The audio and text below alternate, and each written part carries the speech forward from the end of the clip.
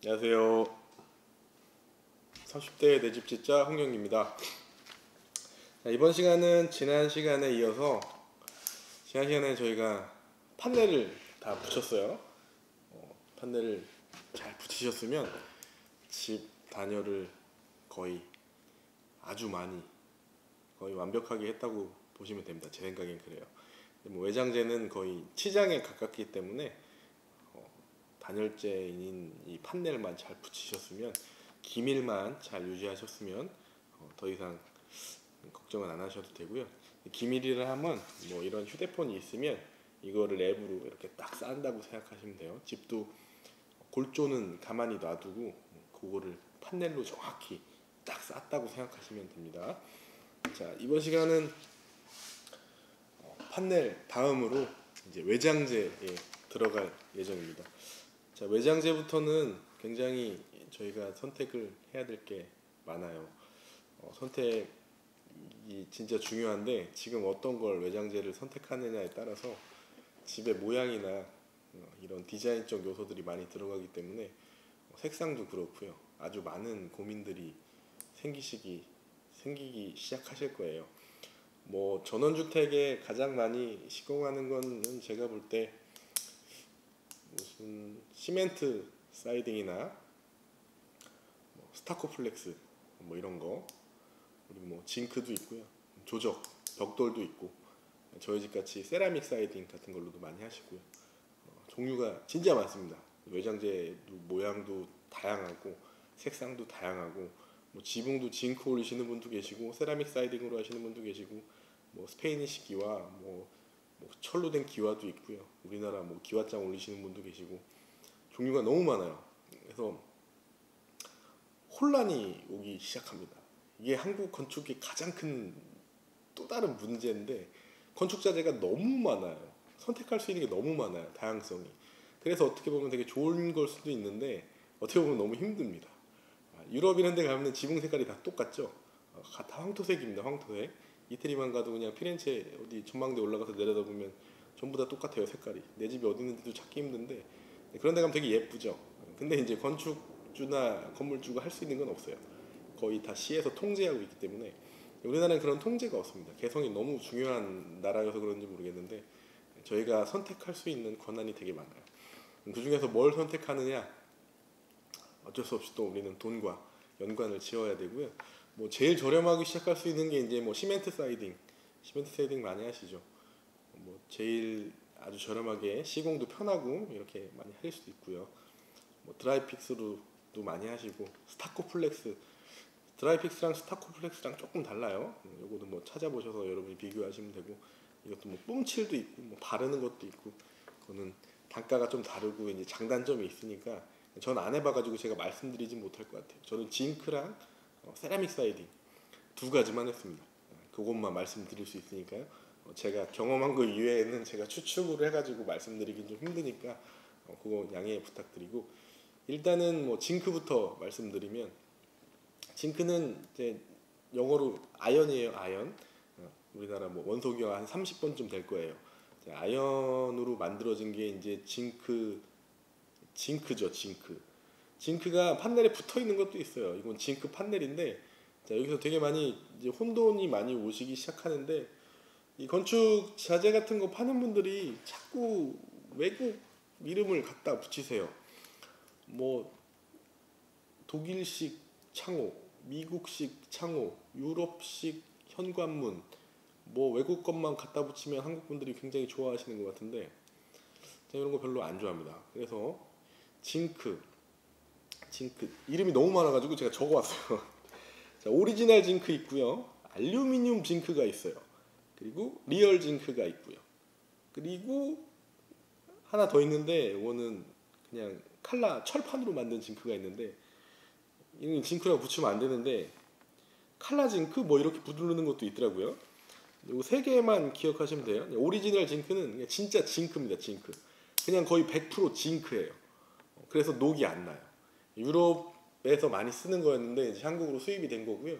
굉장히 비싸요. 굉장히 비싸고, 유럽에 가보시면은 성당, 우리나라도 성당 같은 데는 그냥 진짜 징크로 합니다. 리얼 징크로. 징크로 리얼 징크가 아니죠. 오리지널 징크로 하죠.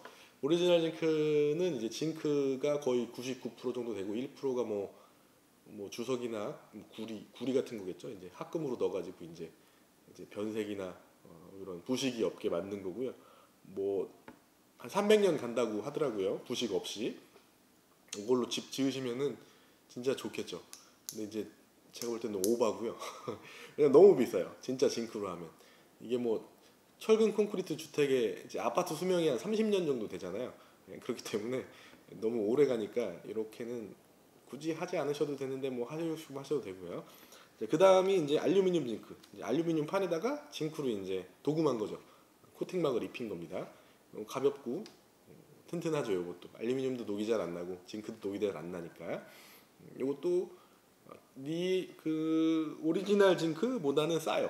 오리지널 징크보다 싸고 알루미늄 징크 기억하시고 그 밑에 이제 리얼 징크. 저희 집은 리얼 징크 했어요.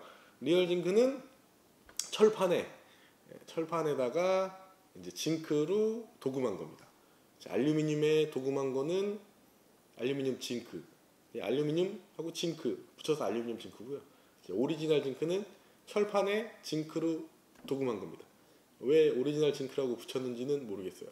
철판 징크라고 해야 맞는 것 같은데 왜 이것만 오리지널 징크라고 이름을 붙였는지 잘 모르겠는데, 자 순서대로 불러드리면 오리지널 징크. 제가 또 말씀을 잘못 드렸네요. 이름이 엄청 헷갈려요. 오리지널 징크, 진짜 징크예요. 정말 완전 오리지널 원조 진짜입니다 이거를. 그리고 알루미늄 징크, 요거보다 좀 싼데 진짜 알루미늄에 징크로 코팅한 거, 여기 알루미늄 징크고요. 리얼 징크, 요거 철판에 징크로 코팅한 거, 여기에 리얼 징크입니다. 저희 집은 리얼 징크로 했어요. 제가 오리지널 징크나 알루미늄 징크를 시공하는 건 못 봤는데 그냥 지나가다 이렇게 열심히 일하시길래 가서 물어봤는데 오리지널 징크는 진짜 징크판을 현장에서 접어서 쓰시더라고요. 그래서 뭐 징크 시공하는 거 보면은 좀 울룩울룩하고 막 그런 게 많이 발생하고요. 알루미늄 징크나 리얼 징크는 이렇게 화물차 같은 거면 큰 코일이 이제 철판으로 된 코일을 싣고 가는 거 보셨을 텐데 그 코일이 이제 뽑아져 풀려져 나오면서 이렇게 끝에를 접은 다음에 이제 코팅하면서 이렇게 나오는 겁니다. 색깔이 있잖아요. 징크 색깔이 뭐 대부분 검정색, 밤색 뭐 이런 거 많이 쓰세요. 왜냐면 햇빛에 강해야 되니까 그런 거 많이 사용하시는 것 같고요. 요거 세 개 말고 오리지널 징크, 알루미늄 징크, 리얼 징크 저거 계속 보고 읽잖아요. 저도 헷갈려요. 그리고 이게 칼라 철판이 있습니다. 그냥 철판에 징크 색깔만 페인트 칠한 거죠. 이게 이제 좀 헷갈릴 수도 있어요. 자, 리얼 징크가 이제 사람들이 가장 많이 씁니다. 이게 이제 뭐 회배 가로 세로 1 평방미터, 가로 1미터, 세로 1미터. 뭐 요거가 한 12,000~13,000원 하는 것 같아요. 제 경험상. 이게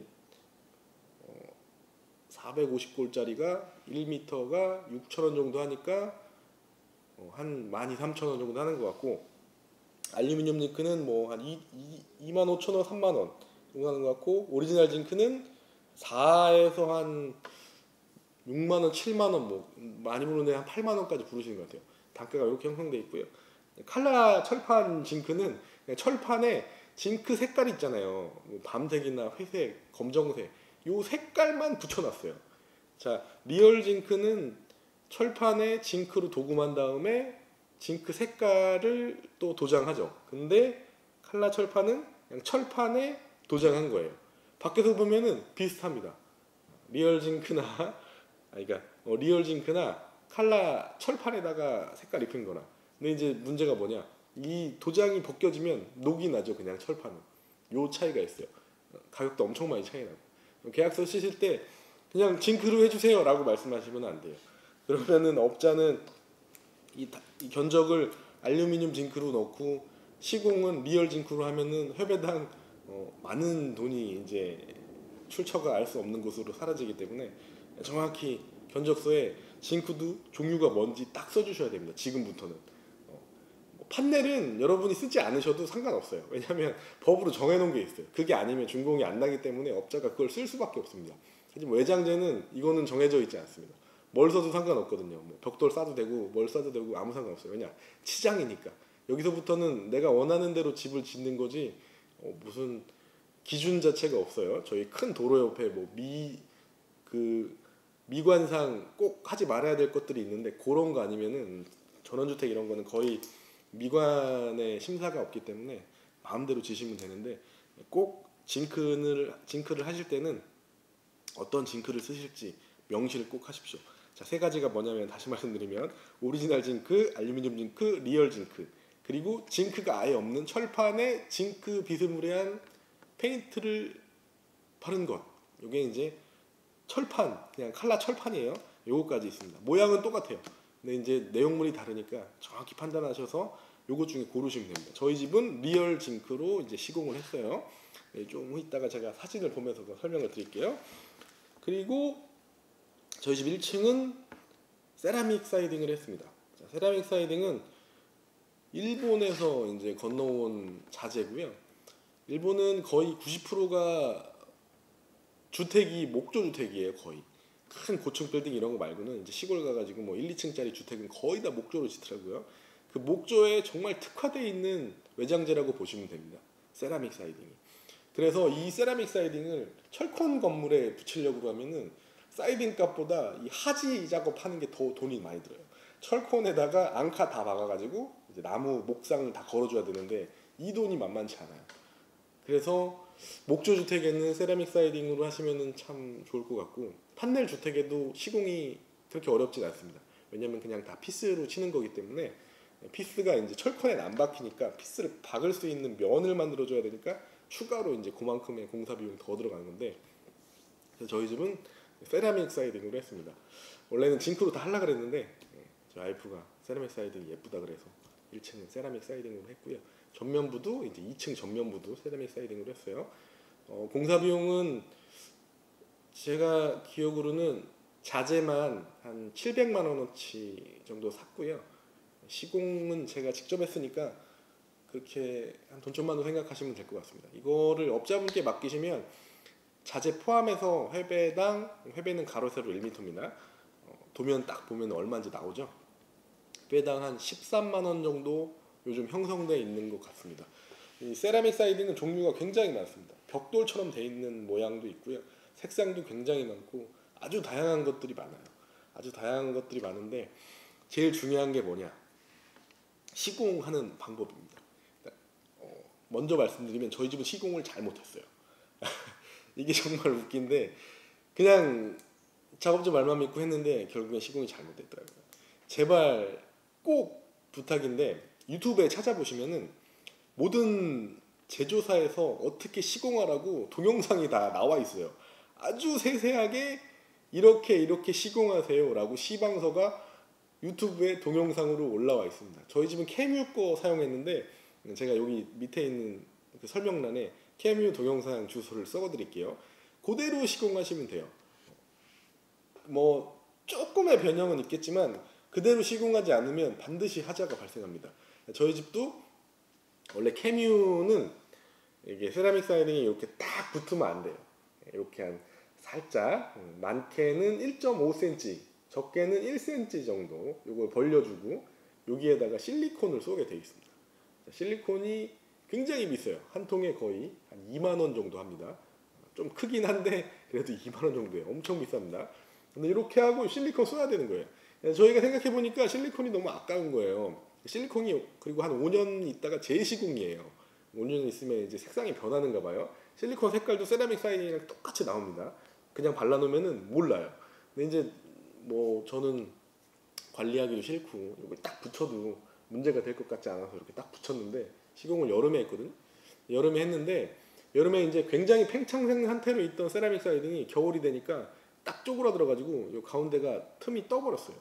지금 한 500원짜리 하나 들어갈 만큼 떨어져 있는데 만약에 겨울에 시공했으면 수축된 상태에서 딱 붙였으면 여름에 팽창해서 아마 터졌을 것 같아요. 제 생각으로는. 근데 그 상태로 저희 집은 시공이 되어 있습니다. 그러니까 제가 하는 방식대로는 하시면 안 되고요. 제가 좀 이따가 사진을 보면서 설명을 드릴 텐데 코너는 제가 한 방식대로 하셔도 될 거예요. 왜냐하면 코너재가 세라믹 사이딩이 너무 비싸요. 가로가 3m고 세로가 45cm거든요. 이 환판이 거의 한 4만 원 정도 합니다. 부가세 포함해서 한 4만 1천 원, 4만 1,500원 하는데 여기 이제 코너제가 한 3만 원 정도 해요. 코너 요만큼 45cm에 여기 한 100 정도 되거든요. 150 정도 되나? 15cm 정도 되는데 요만한 거 하나가 3만 원 정도 해요. 요거 큰 거 3m짜리를 다 자르면 제가 볼 때는 한 3m니까 10개는 만들 수 있을 거거든요.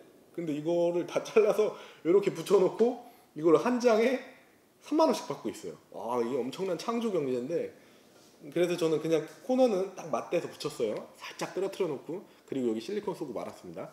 나중에 보시면은 알 수 있을 거예요. 그래서 어떤 세라믹 사이딩을 설치하셔도 되는데 그 제조사에서 요구하는 방식대로 그대로 설치를 하셨으면 좋겠습니다. 이게 제가 꼭 당부드리는 말씀이고요.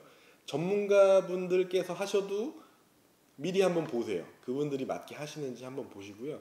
물론 제가 알기로는 모든 제조사에서는 이런 빌더들에게 그런 교육을 하고 이수증을 주는 걸로 제가 알고 있습니다. 제가 어디 갔더니 설명해 주시는 분께서 케미에서 교육 받고 왔다고 이수증을 보여주시더라고요. 그런 거 확인 좀 하셔가지고 이제 진행하시면 되고, 이렇게 딱 붙이는 세라믹 사이딩도 있어요. 피우제라는 곳에서 나온 거는 딱 붙게 되어 있습니다. 그런 것도 확인 한번 해보시고, 저희 집 앞쪽에 있는 곳에 이제 건축하시는 분 계신데 그분께서도 직접 붙이셨더라고요. 붙일 때 중요한 것들이 몇 개 있습니다. 그걸 제가 이따가 저희 집 시공하는 거 보면서 설명을 드리도록 하겠습니다. 자, 한번 시작할게요. 한번 보시죠. 자, 여기 이제 저희 집에 샘플로 들어온 징크입니다. 색깔도 많고 재질도 많고, 이게 뭐 민자도 있고요, 맨질맨질한 거, 이렇게 좀 까끌까끌한 거, 이런 것도 있고 여러 가지 종류가 있었습니다. 진짜 색상이 많아요. 회사마다 다 틀리고요. 여기저기 가는 데마다 다 조금씩 모양이 다 틀리니까 영업사원들이 나오면은 꼭 샘플을 요구해서 샘플을 만져보시고 확인하시고 이제 결정하셨으면 좋겠습니다. 저희 집은 여기서 뭘로 했을까요? 이걸로 한 것 같은데, 그리고 레드 블랙 이걸로 이제 시공을 했어요. 자, 그리고 세라믹 사이딩을 시공하려면은 이런 부자재가 필요합니다. 실리콘이 밑에 있는데 실리콘은 안 찍혔네요. 실리콘 건입니다. 이거 한국에서 구하기 굉장히 힘들어요. 규격이 없기 때문에 철물점 이런 데 가도 잘 갖다 놓지 않더라고요. 소세지 타입이고, 소세지를 이제 이 안에 넣어가지고 이제 쏘는 그런 실리콘이에요. 여기 있네요, 실리콘. 실리콘이 이렇게 커요. 전용 실리콘이고요. 저희 세라믹 사이딩 색깔과 똑같이 이렇게 만들어진 그런 실리콘이라고 보시면 됩니다. 이거는 클립. 세라믹 사이딩 하나 올리고 요거 받고, 하나 올리고 요거 받고, 이렇게 하면 돼요.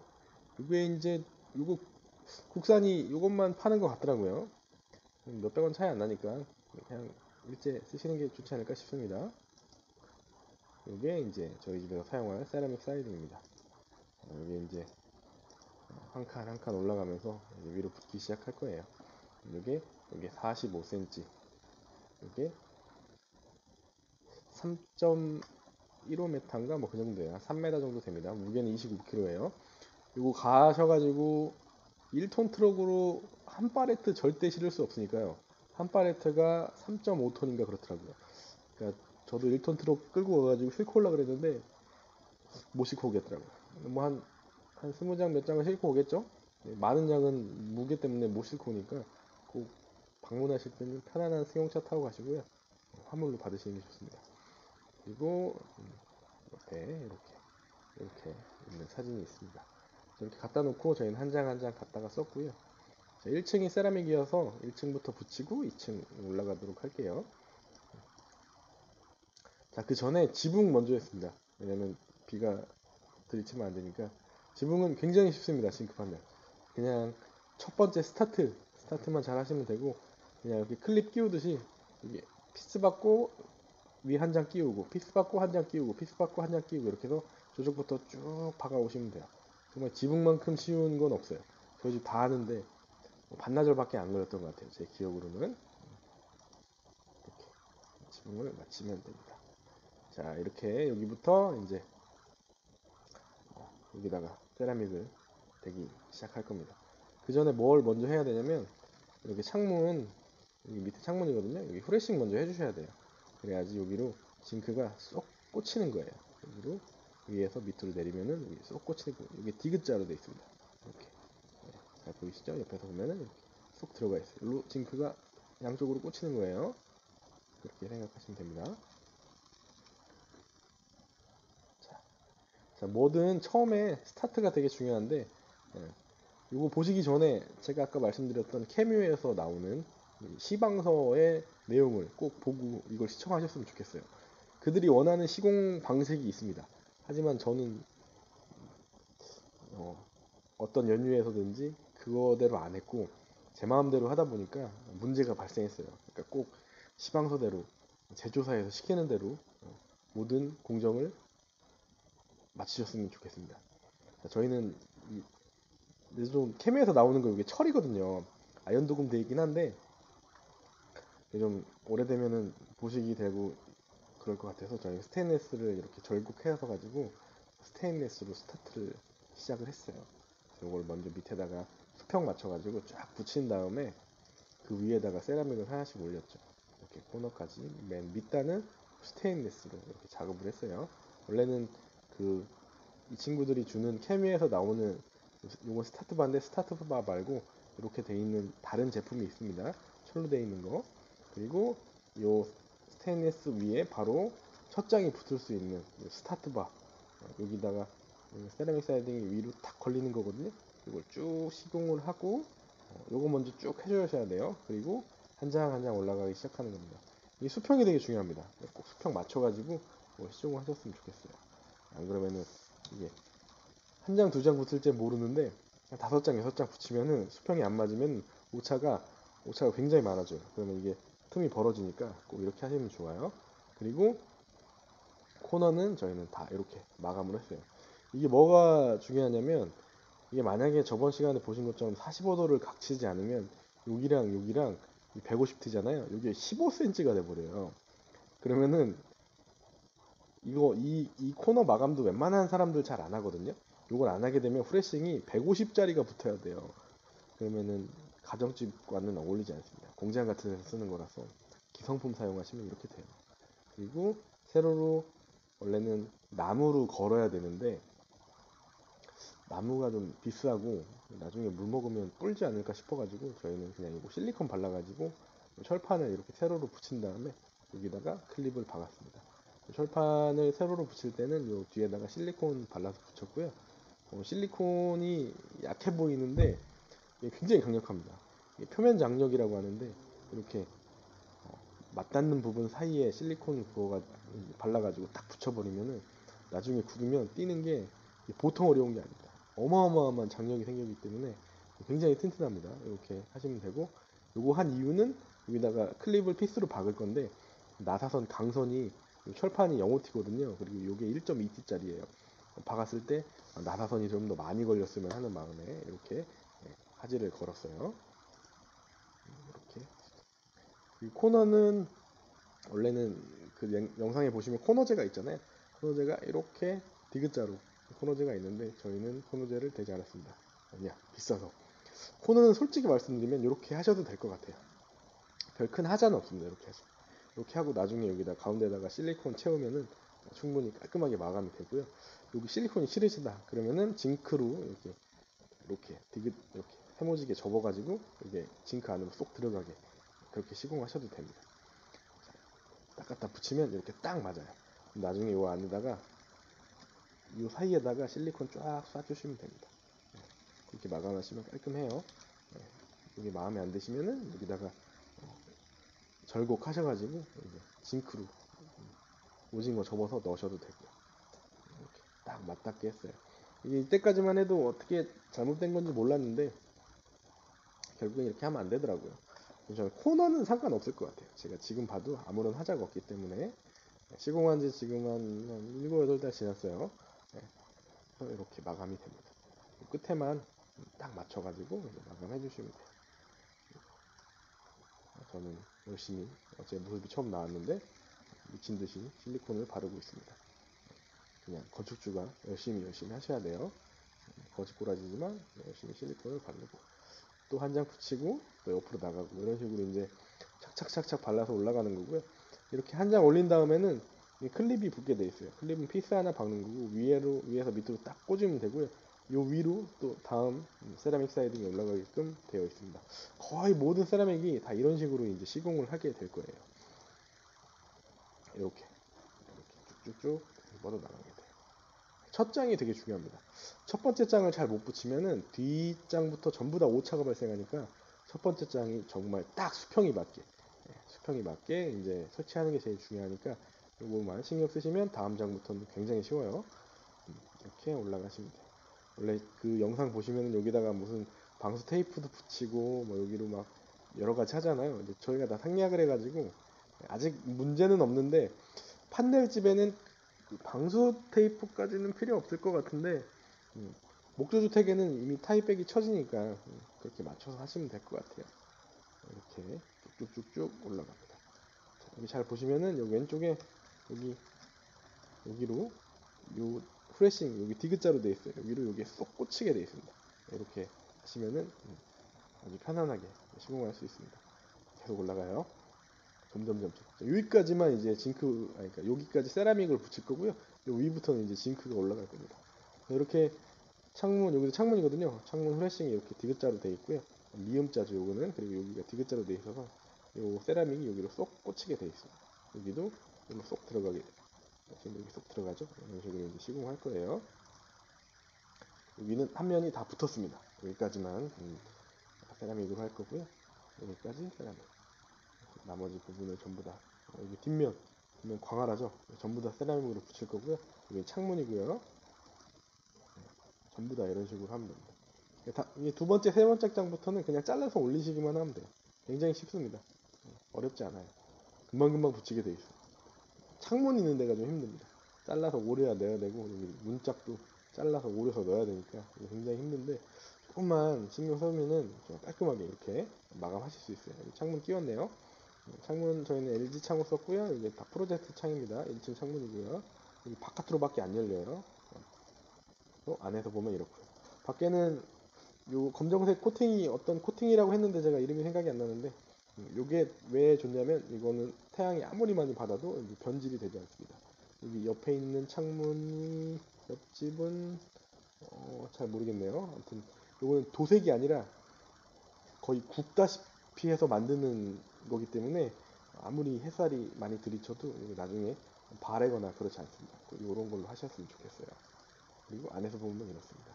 창문은 어떻게 시공했냐면 그냥 뚫고요. 이 창문은 그렇게 무겁지 않아요. 그래서 하단부만 우레탄 폼 쏜 다음에 이거를 뒤에서 꽂아가지고 딱 걸어놨습니다. 꽂을 때는 잘 안 걸리니까 여기 엘바를 써가지고 돌출되는 거 얼만큼 재가지고 안으로 딱 꽂으면 되고요. 여기 지금 다 비어 있죠? 여기다가 우레탄 폼 사춤해 주시면 됩니다. 자, 중요한 건 우레탄 폼 쏘실 때 요 가운데다가 요거는 좀 기니까 세로로 2개 그리고 좌로 1개 각목 잘라서 안으로 굽어 들어오지 않게 꼭 받치셔야 돼요. 이거 안 하시고 그냥 여기다 우레탄 폼 쏘잖아요. 나중에 창문 안 열립니다. 알죠? 꼭 그렇게 하셔야 돼요. 왜냐면 우레탄 폼이 엄청 힘이 세요. 그래서 여기 윗부분에다 우레탄 폼 쏘면은 이 창문의 프레임이 안으로 휘어져서 들어와요. 그런 안 좋은 점이 있으니까 들어오지 않게 강목으로 다 받치셔야 돼요. 그리고 이제 하시면 되고 창문은 이게 프로젝트 창 밖으로밖에 열리지 않습니다. 이것도 굉장히 쓸만해요. 이렇게 밖으로밖에 열리지 않아요. 저희 집 모든 창문이 다 이렇게 돼 있어요. 자, 옆에서 보시면 이렇고요. 많이 붙였습니다. 금방금방 붙입니다. 전면부도 다 붙였고요. 여기 2층은 여기는 징크 붙을 거고 여기는 세라믹이 붙을 거예요. 여기는 2층 올라오는 문이고요. 여기는 현관 저희 집 들어가는 문입니다. 내부에서 보시면은 이렇게 됐고요. 여기가 안방 화장실 창문. 이거는 안방 옆에 붙어 있는 드레스룸 창문이고요. 여기는 위에는 다락방 창문이에요. 여기 이렇게 여기는 천장이 쳐질 거고요. 여기 위에는 전부 다 다락방이 될 겁니다. 또 밖에서 보면 이렇고 창문이 하나씩 2개씩 뚫리고 있죠. 여기 하나, 2개, 여기 주방 창문, 여기 안방 창문 하나 더 뚫어야 돼요. 창문 뚫는 방법은 이게 이 판넬 붙일 때 요거를 잘라서 붙이면 참 좋을 것 같잖아요. 이만큼 아끼고 이거 아무 쓸데리 없습니다. 이 붙이기만 힘들어요. 그러니까 다 그냥 올리시고요. 이렇게 큰 거는 잘라서 쓰시면은 판넬을 좀 아끼실 수 있는데 이런 창문은 좀 의미가 없어요. 나중에 따시는 게 더 편할 수도 있어요. 요거 육각 피스 150짜리보다 큰 거 한 200짜리 구하셔가지고 여기 안에서 밖으로 드릴로 뚫어내시면 됩니다. 네 군데 박으시고요. 정확히 사이즈 재가지고 그 다음에 요거 그라인더로 잘라내시면 돼요. 사방으로 사각형, 바깥에도 사각형. 그래서 빵 때리면은 다 이만큼 뚫어져요. 이런 식으로 이제 시공하시면 됩니다.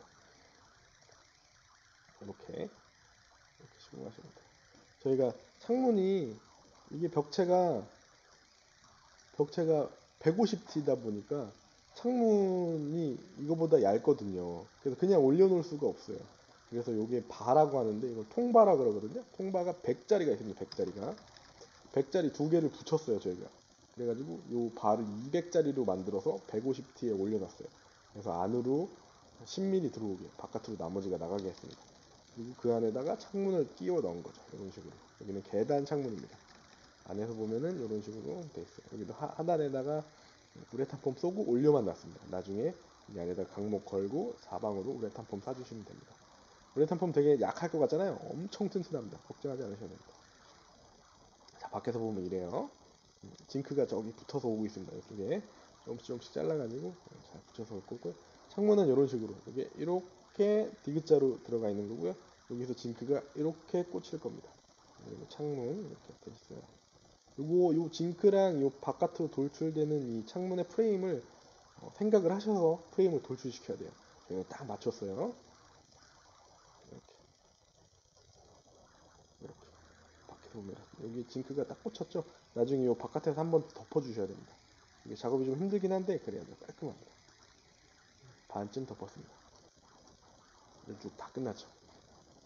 잘 보시면 이게 이제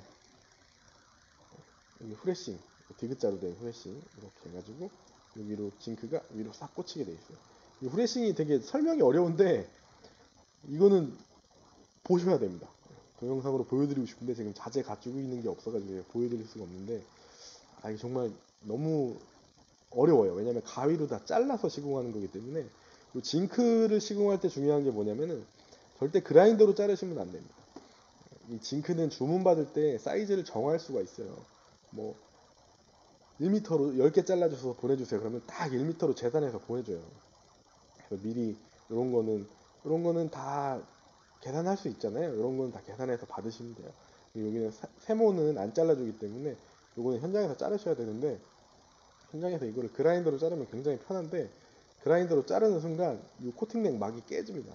거기부터 녹이스로 들어오기 때문에 절대 그라인더로 자르시면 안 돼요. 꼭 가위로 자르셔야 되는데 함석 가위 있잖아요. 함석 가위로 자르시면 됩니다.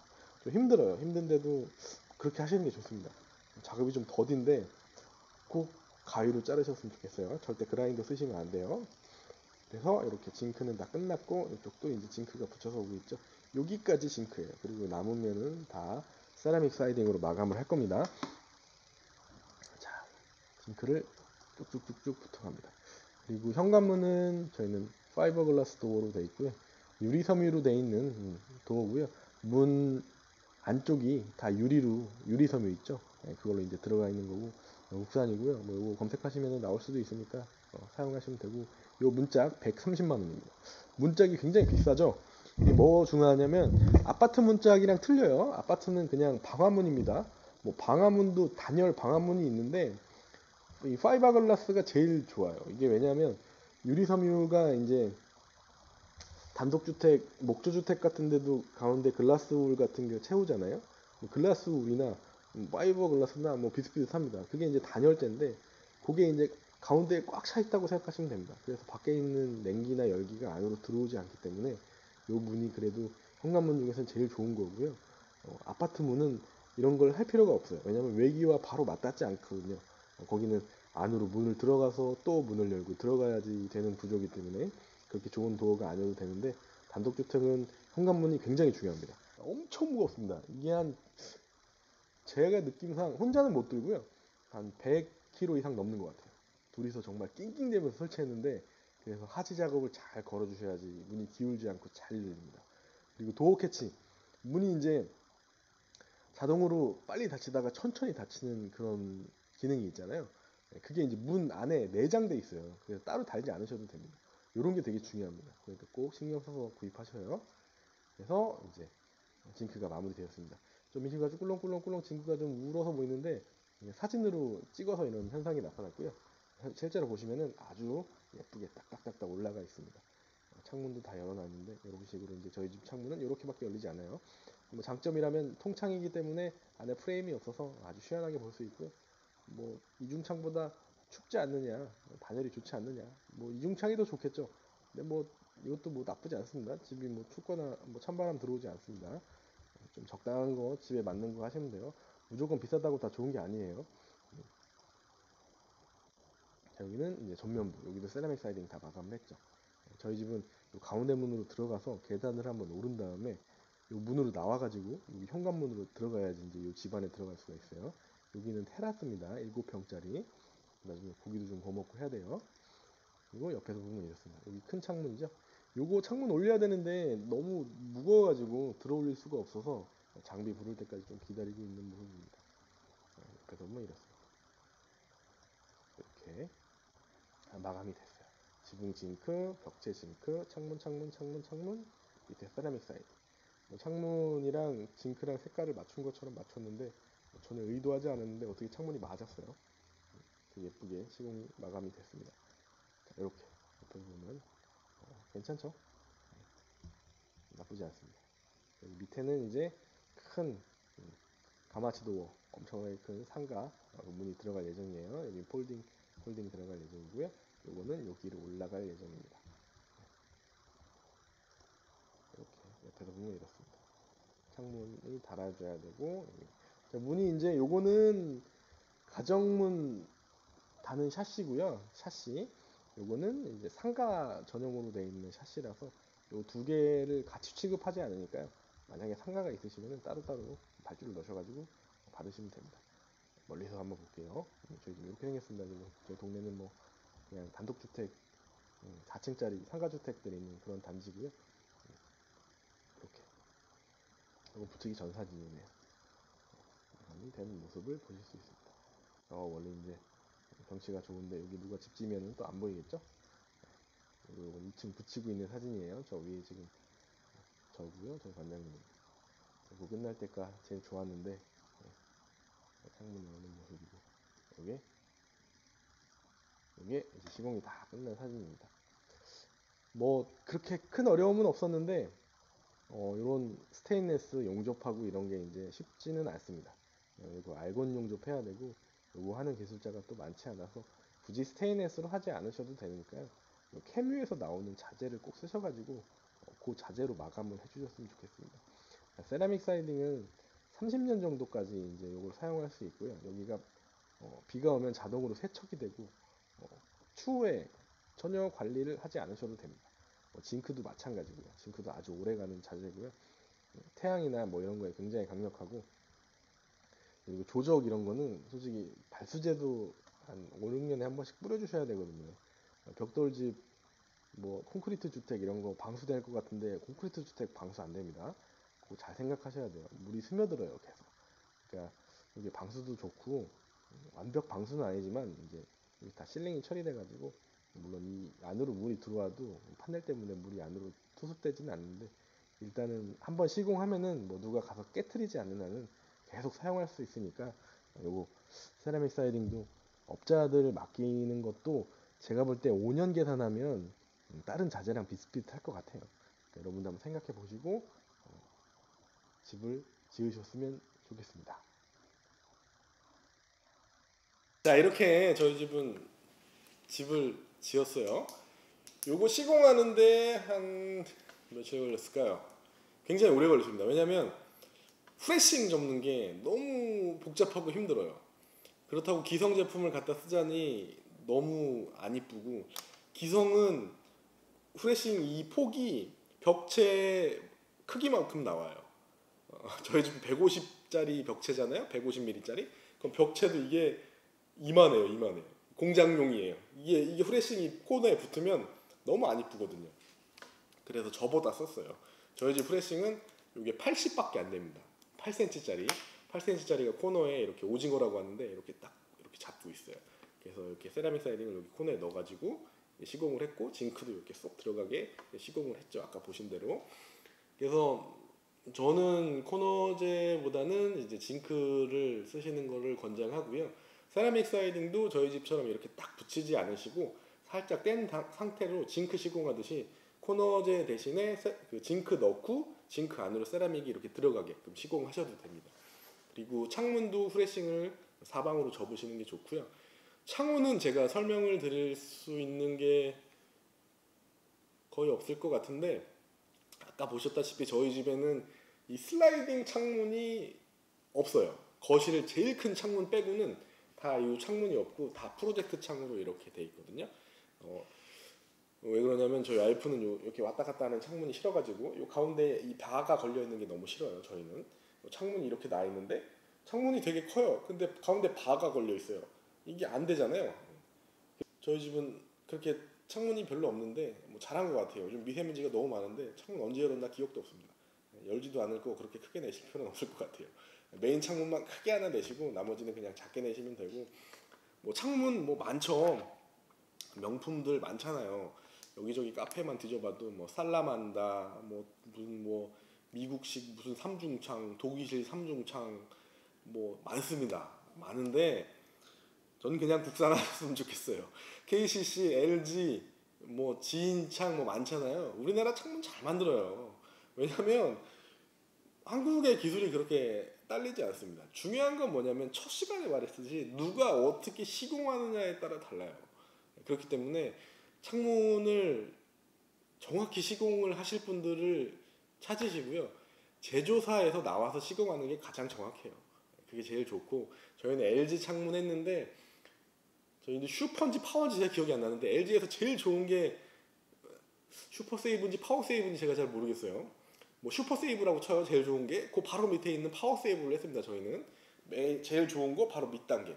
그리고 열 관리 효율 등급인가 뭐 있어요. 그 난방 등급, 창문의 난방 등급 도시마다 다릅니다. 중부지방, 무슨 남부지방, 뭐 북부지방 뭐 이렇게 해가지고 거기 숫자가 있는데 그거를 충족하는 창호를 시공을 하셔야 돼요. 도면에 나와 있어요. 그것만 잘 맞추시면은 집 따뜻해요. 저희 집은 단창이에요. 이중창도 아니고 프로젝트 창이 창문이 양 옆으로 2개고요. 로이 유리로 돼 있고 요 가운데 알곤 가스 들어 있는 거고 그냥 여기 단창만 있어요. 집 뭐 안 추워요. 충분합니다. 뭐 이중창으로 다 막아봐야 전 별로 소용없는 것 같아요. 집이 얼만큼 따뜻해지길 원하시는지 잘 모르겠는데 단창도 따뜻합니다. 시공만 잘하면은. 그래서 그냥 국산 쓰셨으면 좋겠고 정말 잘 시공만 하셨으면 좋겠고 그냥 제가 LG창 했으니까 LG에 대해서 좀 말씀드리면 한국에 있는 어떤 대리점에다가 이제 LG에다가 제가 오더를 줬어요. 가로 세로 얼마, 가로 세로 얼마, 몇 개, 몇 개, 몇 개, 몇 개. 이거는 그냥 가격이 거의 픽스예요. 프로그램에 넣으면은 그냥 얼마인지 다 나옵니다. 누가 넣어도 다 똑같아요. 전국에 있는 그 어떤 누가 넣어도. 여기에서 대리점이 몇 퍼센트의 이윤을 붙여서 저한테 팔아먹을지를 결정하는 거라서 최대한 많이 견적을 받아보시는 게 좋습니다. 제가 A라는 대리점에서 100만 원 받았는데 B라는 곳에 가서 90만 원을 받았으면 A는 90보다 10만 원을 더 벌게 저한테 견적을 넣은 겁니다. 그러니까 명심하셔서 여기 저기 다 받으셨으면 좋겠고요. 이게 창문만 원래는 배송비가 없어요. 그래서 제일 가까운 LG 대리점에서 배송이 오거든요. 저는 천안이어서 청주에서 왔습니다. 청주에서 이제 배송이 왔고 주문은 아산에서 넣었는데 청주에서 온 거고요. 공장이 청주에 있겠죠. 제가 볼 때는 뭐 부산에서 넣어도 청주에서 와요. 이게 이제 LG 시스템이에요. 배송은 공짜고요. 전 여기 받아서 내리기만 하면 됩니다. 너무 큰 창문이어서 지게차 불러서 내렸고요. 시공은 저희가 직접 했습니다. 저는 직접 시공을 하지 않기를 권장하고요. 왜냐면 창문이 하자가 AS 기간이 있잖아요. AS 기간이 넘어가면은 문제가 발생하면 그들이 책임져 주지 않아요. 왜냐면 그들이 시공을 하지 않았기 때문에. 시공을 하면은 문제가 생기면 LG는 서비스가 굉장히 좋습니다. 전화하면 서비스 팀이 따로 나오게 돼 있어요. 와가지고 문제를 해결하고 가는 시스템입니다.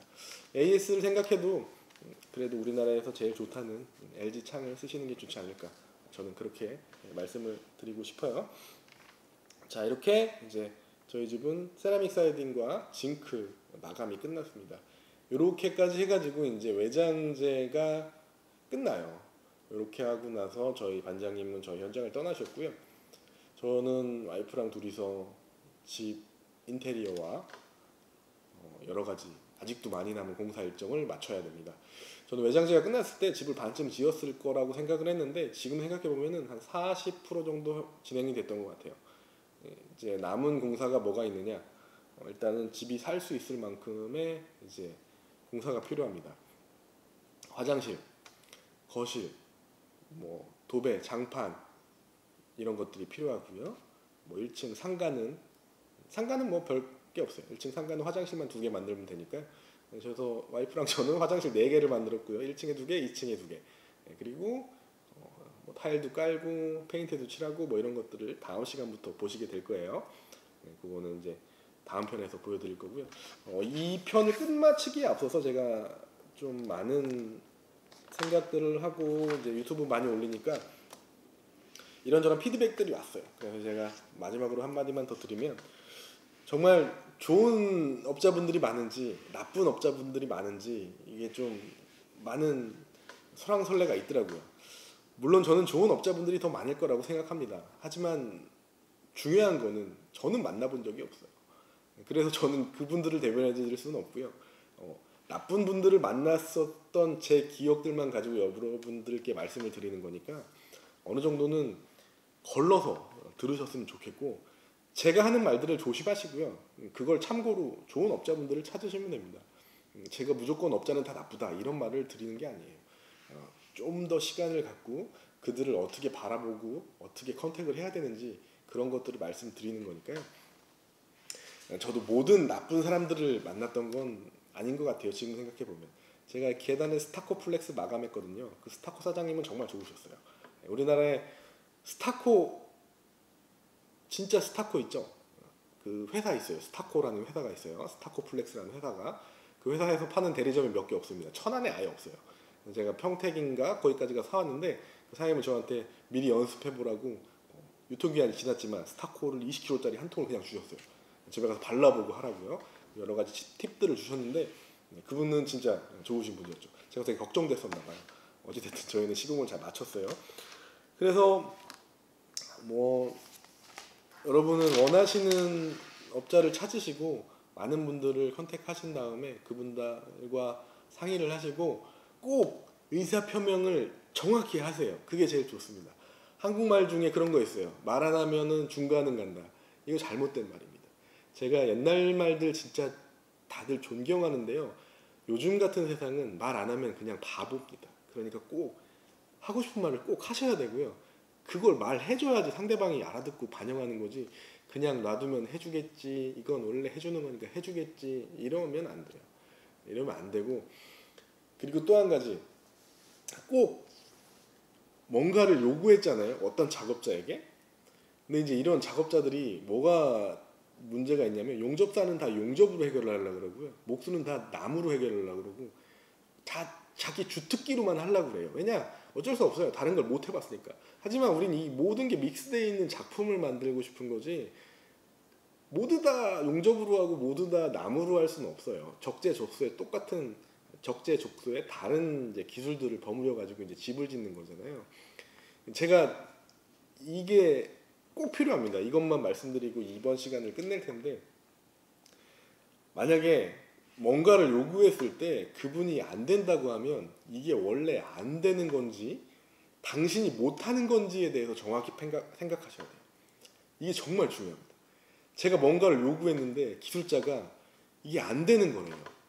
그러면 대부분의 사람들은 이게 안 되는 건 줄 알아요. 왜냐하면 저분이 전문가니까. 하지만 저는 좀 이상한 인간이어가지고 저는 저 사람이 안 된다 그래도 이해가 되지 않으면 그걸 안 된다고 생각을 안 합니다. 저는 될 것 같거든요. 근데 안 된대요. 그리고 저 사람이 날 이해시키지도 못해요. 이건 어떻게 해서 안 되는 거야 라고 저를 납득을 시켜야 되는데 그냥 안 된다는 거예요. 이거 말이 안 되거든요. 그건 되는 걸 수도 있어요. 이게 허다합니다. 모든 이 건축이나 한국 사회에서도 그런데 꼭 짚고 넘어가셔야 돼요. 지금 당신이 못하는 거냐 아니면 원래 안 되는 거냐에 대해서. 자, 실예로 저희 집 싱크대를 제가 예를 들어 볼게요. 자, 싱크대가 저희가 뭐 운 좋게 어디 모델하우스에서 철거 중인데 제가 좀 얻어왔습니다. 얻어와서 저는 싱크대가 이렇게 무거운 줄 몰랐는데 2층까지 올렸어요. 정말 너무 무거워서 힘들었어요. 올려놓고 이제 맨 마지막에 싱크대를 맞췄죠. 싱크대를 딱 놓은 다음에 이제 좀 천안아산에서 크다고 하시는 분들을 이제 현장에 나와가지고 보고 이제 견적을 내시더라고요. 근데 그분께서 오셔가지고 그러더라고요. 이거 왜 주워왔느냐, 써먹지도 못하는데. 이거는 싱크대는 굉장히 정밀한 작업이어서 이런 거 갖다 놓으면은 저희는 솔직히 상판만 얹고 싶었거든요. 상판은 모양이 안 맞아 쓸 수가 없더라고요. 하판은 분리를 해가지고 맞추면 되는데, 그래서 하판 이제 하부장이죠. 하부장만 있고 상판만 올리고 싶었는데 오셔가지고 굉장히 저한테 별로 안 좋은 소리 하시더라고요. 이거는 왜 가져왔니? 어차피 버릴 건데 이건 못 만든다. 이거는 뭐 그렇게 말씀을 하셨는데 제 머릿속에 드는 생각은 뭔지 아세요? 아, 이거는 돈이 안 드는 거구나. 저 양반들이 했을 때 새로 만들어서 파는 게 더 빠르고 편하지 굳이 이거를 이럴 돈 받고 해줘야 되나? 이런 생각을 하고 계신 것 같더라고요. 제 생각에는. 제가 느낌은 그랬어요. 근데 저는 만들 수 있을 것 같거든요. 왜냐면 그분이 오시기도 전에 저는 대리석, 인조 대리석 벌써 견적을 냈어요. 제가 따로. 상판이 얼만큼 들어갔는지. 저거 제 뒤에 보이는 거 상판 전부 다 해서 66만 원 정도로 제가 견적을 받았는데 되게 예쁘고 좋은 거였어요. 그것도 뭐 제가 가서 직접 싣고 와야 되고 제가 다 광택도 내야 되고 뭐 그런 조건이 있긴 했지만 와서 그런 말 하고 하시니까 저한테 결정해서 이제 말씀을 해달라고 하시더라고요. 그래서 견적 받은 게 한 250, 300 정도 나왔습니다. 저희 집 싱크대 다 갖다 버리고 새로 맞추는데 저는 이것도 이해가 안 되거든요. 왜냐면 저기 들어가는 원목으로 싱크대를 맞추지 않는 이상 모든 싱크대는 다 MDF로 만들어요. MDF 18T 한 장에 48, 1200에 2400짜리. 이게 얼마인지 아세요? 15,000원에서 비싸봐야 뭐 아무리 바가지 써도 2만 원 밑으로 살 수 있습니다. 저 뒤에 있는 거 저거 다 맞추는데 몇 장 들어갈까요? 넉넉 잡아서 10장 들어간다고 쳐요. 그래봐야 20만 원이에요. 그리고 뭐 시트지 붙인다고 쳐요. 시트지 엄청 비싸서 2배 쳐줄게요. 40만 원 됐어요. 그리고 뭐 상판 엄청 비싸다고 해서 60만 원 쳐드릴게요. 그분들이 사면 더 쌀 거예요. 제가 볼 때는 100만 원입니다. 여기다가 뭐 인건비 하루 인건비 뭐 기공 조공 해가지고 30, 20 해가지고 50만 원 쳐드릴게요. 150이에요. 150에 뭐 경첩이나 뭐 이런 게 좀 많이 들어간다고 하겠죠. 그래봐야 뭐 한 200 들어갈 건데 250에서 300을 부르시고 가셨는데 저는 이게 납득이 안 되더라고요. 저는 상판만 얻었는데 저한테 이걸 못 쓴다고 하시니까 저도 할 수 있을 것 같은데 왜 전문가들은 이걸 못 할까? 그냥 돈이 안 되는 겁니다. 전 이런 게 싫어요. 그냥 솔직하게 말씀해 주셨습니다. 솔직하게 말씀해 주셨으면 좋겠어요. 이거는 제가 해봐야 돈도 안 되고 그냥 새로 하시는 게 어떻겠습니까? 그럼 제가 판단을 하겠죠. 다시 쓸 건지 새로 할 건지. 저한테 도끼만 품어주고 가셨습니다. 그래서 제가 그 도끼를 품고 저희는 제가 원하는 스테인리스로 싱크대를 맞췄죠. 정확히 상판 덮는데 35만 원 들었습니다. 이것도 이제 비하인드 스토리가 많은데 나중에 실내 인테리어 하면서 다시 설명을 드릴게요. 그래서 꼭 작업자와 얘기하실 때 하고 싶은 게 있으시면 물어보시고요. 이게 되는지 안 되는지 정확히 판단하십시오. 그리고 그들이 된다고 한다 그래서 그들이 안 된다고 한다 그래서 안 되는 건지 정확히 설명을 들으시고 작업을 마치셔야 돼요. 되는 것도 되게 많습니다. 납득이 안 되는 것도 되게 많고요. 모든 집은 사는 사람 위주로 지어야 되고요. 그분들의 관행이 있어요. 뭐는 어떻게 해야 되고 뭐는 어떻게 해야 되고 화장실 문턱은 무슨 신발을 벗고도 문이 열려야 된대요. 화장실 갔다 와가지고 문 잠가 놓으면 엄마한테 혼납니다. 환기 안 된다고. 세상이 달라졌어요. 지금은 2019년이고 2019년에 맞게 집을 지어야 됩니다. 제 생각은 그렇습니다. 그러니까 꼭 작업자분들과 커뮤니케이션을 하시고요. 어떤 작업이 안 될 때는 왜 이게 어떻게 왜 안 되는지 정확히 설명을 들으시고 건축주가 판단을 하셔야 된다고 생각합니다. 이게 제일 중요해요. 자, 여기까지 하시고요. 다음 시간에는 이제 정말 예쁜 집을 만들기 위해서 실내를 인테리어 하도록 하겠습니다. 칸막이도 세워야 되고 타일도 붙여야 되고 뭐 이런 것들에 대해서 제가 설명을 드릴게요. 아주 많은 꼼수들이 있어요. 그런 것들을 알려드리고 건축을 할 때 알고 시작하시면 훨씬 더 좋으니까 그거를 설명을 드릴게요. 자, 다음 시간에 뵙겠습니다. 감사합니다.